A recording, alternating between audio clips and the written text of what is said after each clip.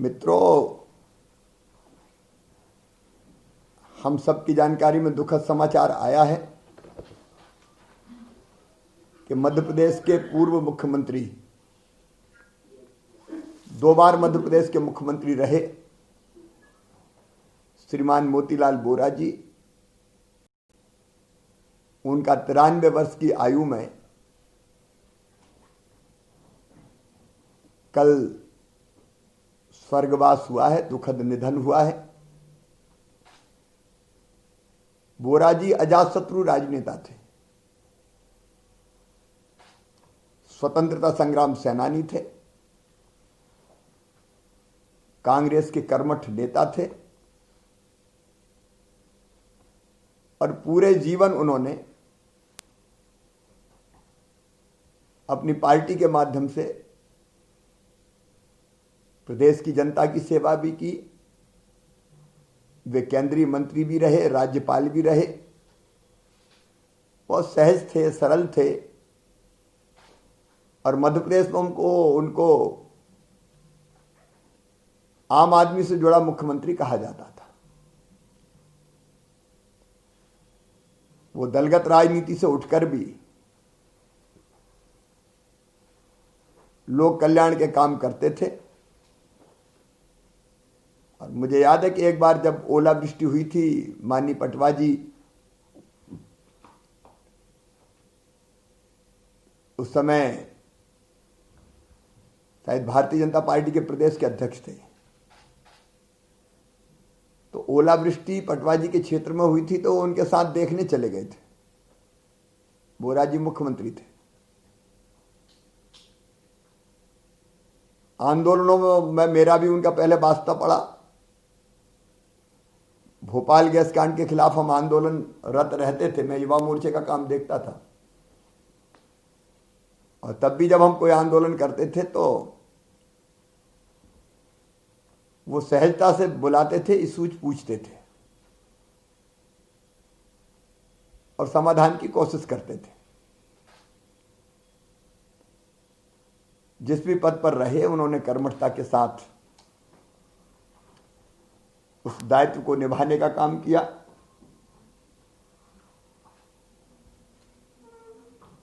और अंतिम सांस तक वो लगातार सक्रिय रहे। वो कांग्रेस पार्टी की ताकत तो थे ही, लेकिन सार्वजनिक जीवन में भी उनका अपूरणीय, अतुलनीय योगदान था।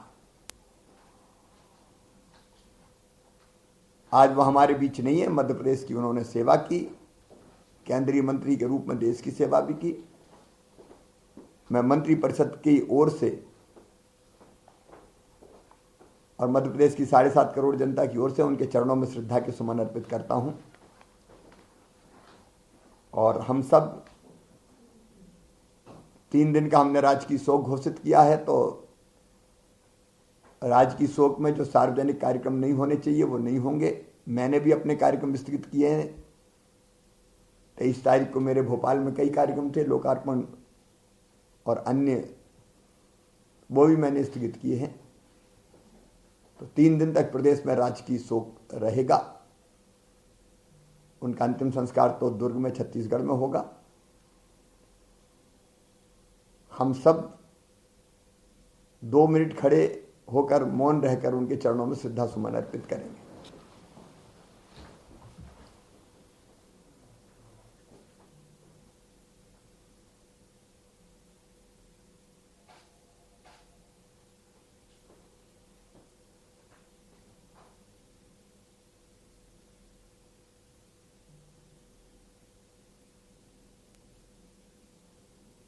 ओम शांति शांति शांति।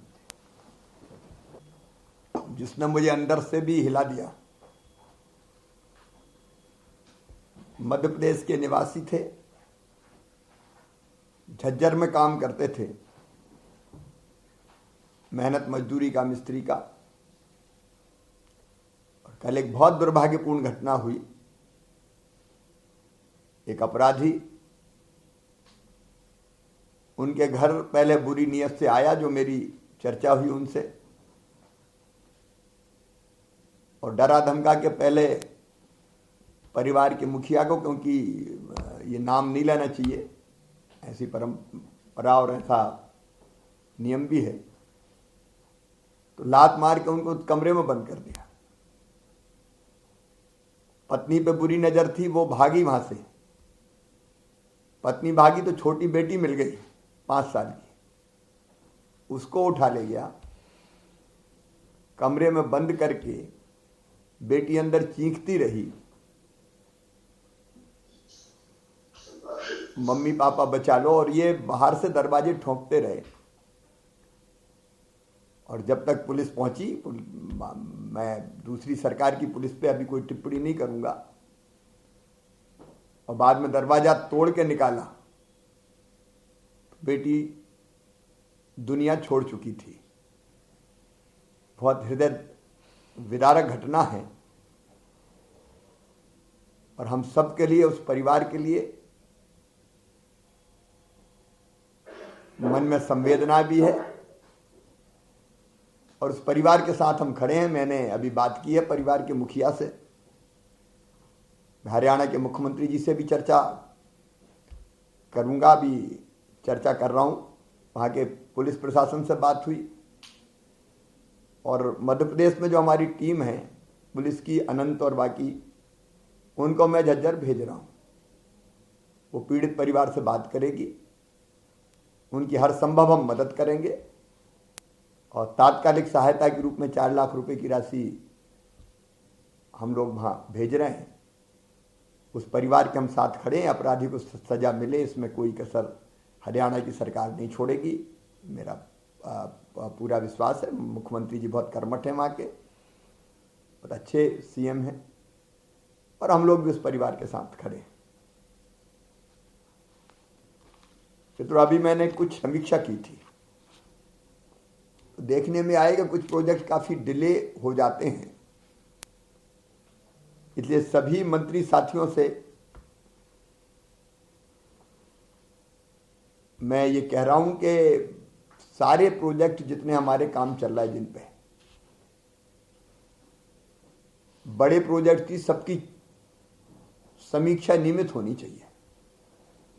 नहीं तो 1-1 साल डिले हो जाते हैं, 1.5 साल डिले हो जाते हैं, 2 साल डिले हो जाते हैं, तो लागत भी बढ़ती है, फिर काम प्रभावित होता है। हर महीने मैं भी समीक्षा करूंगा बड़े प्रोजेक्ट्स की, आपके विभाग के प्रोजेक्ट्स की आप समीक्षा करें, ताकि समय पर काम पूरा हो सके। और हम सब ये जानते हैं कि किसान कल्याण के काम लगातार भारत सरकार और मध्य प्रदेश की सरकार कर रही है। अभी हमने 1600 करोड़ रुपया डालने की शुरुआत की है, वो 15 दिन के अंदर 1600 करोड़ रुपया हर खाते में 35 लाख किसानों के पहुंच जाएंगे। 1/3 राहत की राशि अभी लगभग हम डाल रहे हैं, पर आगे फिर पैसे का इंतजाम करके एक किस्त है, अभी एक किस्त और हम बाद में इंतजाम करके देंगे। वहीं माननीय प्रधानमंत्री जी 25 दिसंबर को अटल जी के जन्मदिन पर 9 करोड़ किसानों के खाते में 9 करोड़ किसान के खातों में 18,000 करोड़ रुपया डालेंगे, जिसमें 78 लाख किसान मध्य प्रदेश के हैं। आप जानते हैं कि पिछली सरकार ने तो सूची नहीं भेजी थी ढंग से प्रधानमंत्री किसान सम्मान निधि की, हमने उसको पूरी की है, तो बढ़ते बढ़ते अब 78 लाख नाम उसमें हो गए हैं। तो 78 लाख किसानों के खाते में हमारे यहां भी पैसा आएगा, और ये कार्यक्रम का आयोजन करके ये पैसा डाला जाएगा।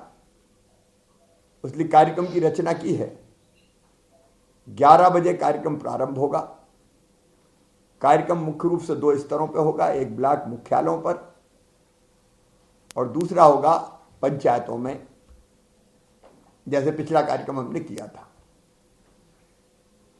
कलेक्टर्स को यहां से निर्देश दिए गए, शासकीय कार्यक्रम होगा, राशि डालने का कार्यक्रम है। सीओ जिला पंचायत ब्लॉक में उसको कोऑर्डिनेट करेंगे, कृषि विभाग साथ रहेगा, पंचायत और ग्रामीण विकास, कृषि विभाग और राजस्व विभाग ये मिलकर इस काम को करेंगे। 11 बजे कार्यक्रम शुरू होगा, तो 11 बजे स्थानीय विधायक का जहां आप रहेंगे, आप कहां रहेंगे, वो स्थान की आप सूचना दे दें, कृषि मंत्री को ही आप दे दें, तो वहां आपके कार्यक्रम की व्यवस्था की जाएगी, सूचना दी जाएगी। हर ब्लॉक में हम कार्यक्रम संपन्न कर रहे हैं। एक सुनिश्चित संख्या बताई है, 313 ब्लॉक में हमारे विधायक रहेंगे, हमारे सांसद रहेंगे और भी वरिष्ठ जननेता रहेंगे, और आपके स्थान की सूचना मिलेगी तो वहां आपकी सूचना दी जाएगी। कार्यक्रम में कृषि कानूनों पे हमको नहीं बोलना है, लेकिन भारत सरकार और मध्य प्रदेश सरकार ने जो किसानों के कल्याण के काम किए हैं उन सब पे बोलना। कृषि कानूनों पे तो माननीय प्रधानमंत्री जी बोलेंगे ही। 11:30 11:40 पे मैं भी बोलूँगा। उसके पहले विधायक, आप, एक जगह कृषि मंत्री भी रहेंगे और प्रदेश अध्यक्ष जी, सब लोग बोलेंगे। और बाद में ठीक 12 बजे में जब 2-3 मिनट रहेंगे, हम अपना कार्यक्रम बोलने का समाप्त कर देंगे। 12 बजे सीधे माननीय प्रधानमंत्री जी आएंगे और फिर प्रारंभिक उद्बोधन केंद्रीय कृषि मंत्री जी का और फिर प्रधानमंत्री जी का मार्गदर्शन होगा। वो अपनी बात कहेंगे, मार्गदर्शन पूरे देश के ही करेंगे। तो इस कार्यक्रम का भी आयोजन ठीक से होना है, तो उसकी चिंता भी आप अपने अपने जिलों में ज़रूर कर लें और कहाँ जाएंगे वो भी तय करके बता दें। अब हम लोग कैबिनेट के एजेंडे पे आते हैं। नमस्कार, मैं हूं मानक गुप्ता। अगर आपको हमारा ये वीडियो पसंद आया हो तो इसे लाइक और शेयर जरूर करें, और हां, हमें सब्सक्राइब और फॉलो करना ना भूलें ताकि आप देश और दुनिया की कोई खबर मिस ना करें। तो जुड़े रहिए हमारे साथ और देखते रहिए न्यूज़ 24।